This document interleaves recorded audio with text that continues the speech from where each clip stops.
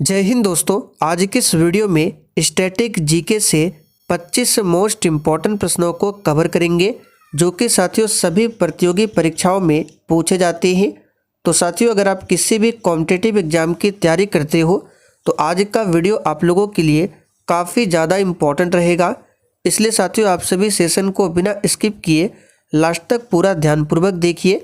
और साथियों आज के इस 25 क्वेश्चन में आप कितने क्वेश्चन सही कर पाते हैं सेशन के लास्ट में आपको कमेंट करके बताना है। तो देखिए पहला क्वेश्चन है, भारत का सबसे लंबा महाकाव्य शास्त्र कौन सा है? भागवत गीता, रामायण, गीत गोविंद या फिर डी महाभारत। बिल्कुल आपको सोच समझकर आंसर करना है। तो साथियों यहाँ पर इस क्वेश्चन का आंसर हो जाएगा डी ऑप्शन महाभारत। याद रखिएगा ये एसएससी जीडी में पूछा हुआ क्वेश्चन है। भारत का सबसे लंबा महाकाव्य शास्त्र कौन सा है? तो महाभारत है। अब यहाँ से क्वेश्चन बन सकता है महाभारत का प्राचीन नाम पूछे तो याद रखिएगा जय संहिता। इसे भी नोट कर लीजिए, महाभारत का प्राचीन नाम क्या है? तो जय संहिता है। रामायण के लेखक कौन है? तो याद रखिएगा गोस्वामी तुलसीदास है, वाल्मीकि जी है। और रामचरितमानस के लेखक कौन है? तो गोस्वामी तुलसीदास है। अगला क्वेश्चन देखिए, भारत का सबसे पहला परमाणु संयंत्र कहाँ पर स्थापित किया गया है? चलिए क्वेश्चन नंबर 2 के लिए आप सभी आंसर बताइए और इस क्वेश्चन पर आप सभी स्टार मार्क कर लीजिए क्योंकि ये क्वेश्चन बार बार एग्जाम में पूछा जाता है। तो साथियों यहाँ पर इसका सही जवाब है तारापुर, जो कि महाराष्ट्र में है। यह भारत का सबसे पहला परमाणु संयंत्र है। अगला क्वेश्चन देखिए, निम्नलिखित में से कौन सा सबसे चमकदार ग्रह है? तो साथियों सबसे चमकदार ग्रह कौन सा है? तो शुक्र ग्रह है। यहाँ पर बी ऑप्शन आपका सही जवाब है। अब देखिए शुक्र ग्रह की बात करें तो ये सौरमंडल का सबसे गर्म ग्रह है। ध्यान रखिएगा सौरमंडल का सबसे गर्म ग्रह पूछे तो शुक्र ग्रह है। शुक्र ग्रह को शाम का तारा और भोर का तारा कहा जाता है और पृथ्वी से सबसे नज़दीक का ये शुक्र ग्रह है। ध्यान रखिएगा। और बुध की बात करें तो सौरमंडल का सबसे छोटा ग्रह है और ये सूर्य से सबसे नज़दीक वाला ग्रह है। अगला क्वेश्चन देखिए, हेलसिंकी किसकी राजधानी है? तो सिंपल सा क्वेश्चन है, हेलसिंकी फिनलैंड की राजधानी है। यहाँ पर डी ऑप्शन आपका सही जवाब है, फिनलैंड। अगला क्वेश्चन है, निम्नलिखित में से किस वेद में कर्मकांड और बलि का वर्णन मिलता है?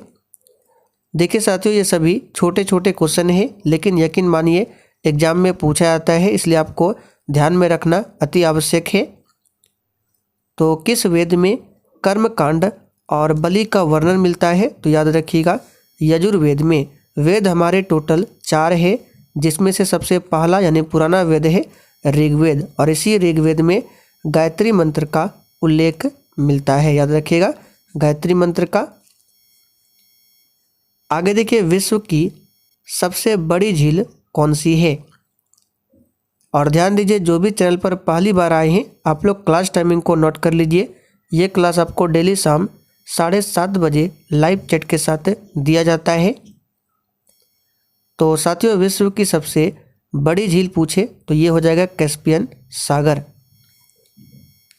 आगे देखिए, डाक टिकट में दिखने वाली प्रथम भारतीय महिला कौन थी? तो साथियों डाक टिकट में दिखने वाली प्रथम भारतीय महिला थी मीराबाई। यहाँ पर सी ऑप्शन आपका सही जवाब है, मीराबाई कृष्ण भक्त थी। और किस काल की कवित्री थी पूछा जाता है तो याद रखिएगा भक्ति काल की कवित्री थी मीराबाई। आगे देखिए, फिलीपींस की मुद्रा कौन सी है? बिल्कुल इसी टाइप के छोटे छोटे क्वेश्चन आपके एग्जाम में पूछे जाते हैं। तो साथियों फिलीपींस की मुद्रा है पेसो। यहाँ पर बी ऑप्शन आपका सही जवाब है। आप लोग कमेंट करके बताइए फिलीपींस की राजधानी कहाँ पर है? निम्नलिखित में से कौन भारत का प्रथम वायसराय था? तो साथियों भारत का प्रथम वायसराय कौन था? सही जवाब है कैनिंग। यहाँ पर पहला ऑप्शन आपका सही जवाब है लॉर्ड कैनिंग। और इसी के समय में 1857 की क्रांति होती है। अगला क्वेश्चन है चितरंजन जो कि पश्चिम बंगाल में है, ये किसके लिए विख्यात है? सही आंसर है लोकोमोटिव इंडस्ट्री के लिए। ध्यान रखिएगा, पूछा जाता है चितरंजन जो कि पश्चिम बंगाल में है, ये लोकोमोटिव इंडस्ट्री के लिए फेमस है। अगला क्वेश्चन देखिए, राष्ट्रपति राज्यसभा में कितने सदस्य मनोनीत कर सकता है? तो देखिए साथियों, राष्ट्रपति जो है राज्यसभा में 12 सदस्यों को मनोनीत कर सकता है। यहाँ पर सी ऑप्शन आपका सही जवाब है 12 सदस्यों को। नोबेल पुरस्कार पाने वाले प्रथम भारतीय कौन थे? तो साथियों नोबेल पुरस्कार पाने वाले प्रथम भारतीय याद रखिएगा रविंद्रनाथ टैगोर थे। इनको सन 1913 में साहित्य के क्षेत्र में गीतांजलि के लिए नोबेल पुरस्कार दिया गया था।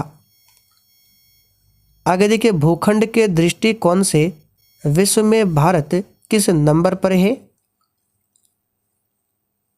तो साथियों यहाँ पर इसका सही जवाब है 7वें नंबर पर है। भूखंड का मतलब है क्षेत्रफल की दृष्टि से भारत जो है विश्व में कौन से नंबर पर आता है? तो 7वें नंबर पर।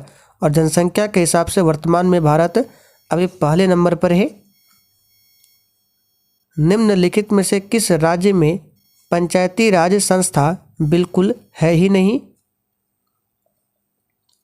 देखिए, किसी किसी राज्य में 2 स्तरीय पंचायती राज है, किसी राज्य में 3 स्तरीय है। बिहार में याद रखिएगा 3 स्तरीय पंचायती राज व्यवस्था है। तो किस राज्य में पंचायती राज बिल्कुल है ही नहीं? तो याद रखिएगा नागालैंड। यहाँ पर डी ऑप्शन आपका सही जवाब है नागालैंड। अब यहाँ से क्वेश्चन बन सकता है कि पंचायती राज सबसे पहले कहाँ पर शुरू हुआ था? तो याद रखिएगा राजस्थान में। कब? तो 2 अक्टूबर 1959 से राजस्थान के नागौर से ये प्रारंभ होता है। और पंचायती राज को लागू करने वाला दूसरा राज्य पूछे तो आंध्र प्रदेश। भारत में भाप से चलने वाली इंजन का निर्माण कब से बंद कर दिया गया? सही आंसर है याद रखिएगा 1972 में। यहाँ पर बी ऑप्शन सही है। स्थल सेना का मुख्यालय कहाँ पर है? तो देखिए साथियों, स्थल सेना का मुख्यालय जो है याद रखिएगा नई दिल्ली में स्थित है। कहाँ पर? नई दिल्ली में। आगे देखिए, खाली स्थान ने राज्यों का एकीकरण किया था। तो प्यारे साथियों, राज्यों का एकीकरण किया था सरदार वल्लभ भाई पटेल ने। यहाँ पर पहला ऑप्शन आपका सही जवाब है, इसलिए सरदार वल्लभ भाई पटेल को भारत का बिस्मार्क और लौह पुरुष के नाम से भी जाना जाता है। वेस्ट सेंट्रल रेलवे का क्षेत्रीय मुख्यालय कहाँ पर स्थित है? तो वेस्ट सेंट्रल रेलवे का पूछा जा रहा है, तो ये आपका हो गया वेस्ट और ये हुआ सेंट्रल। तो इसका जो हेड क्वार्टर है कहाँ पर है? तो याद रखिएगा जबलपुर में। इब्न बतूता किस देश से भारत आया था? तो देखिए दोस्तों, इब्न बतूता की बात करें तो ये मोरक्को से भारत आया था। और इसकी पुस्तक है रेहला। पूछा जाएगा आपसे कि रेहला नाम की पुस्तक किसकी है? तो इब्न बतूता की पुस्तक है। महावीर किस राज्य परिवार में पैदा हुए थे? सही आंसर है क्षत्रिय राज परिवार में। और इनका गोत्र पूछे तो कौन सा था? ज्ञात्रिक। ज्ञात्रिक गोत्र था। और किस राज्य परिवार में पैदा हुए थे? तो क्षत्रिय। और शाक्य की बात करें तो महात्मा बुद्ध पैदा हुए थे। रामकृष्ण मिशन की स्थापना किसने किया था? और देखिए साथियों, अभी तक अगर आप लोगों ने सेशन को लाइक नहीं किया है तो प्लीज़ आप सभी से रिक्वेस्ट है, आप सभी सेशन को साथ में लाइक करते चलिए और सेशन को अधिक से अधिक जरूर शेयर करें। तो देखिए, रामकृष्ण मिशन की स्थापना जो है डेट पूछा जाता है 1857 में किया गया। किसके द्वारा? तो स्वामी विवेकानंद के द्वारा।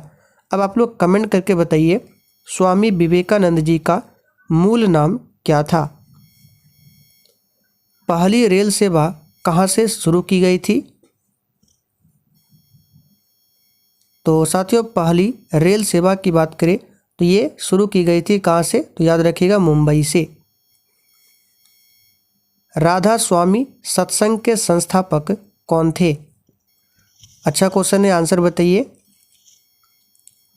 तो साथियों, राधा स्वामी सत्संग के संस्थापक थे, याद रखिएगा कौन? तो शिव दयाल साहब। भारत में धातु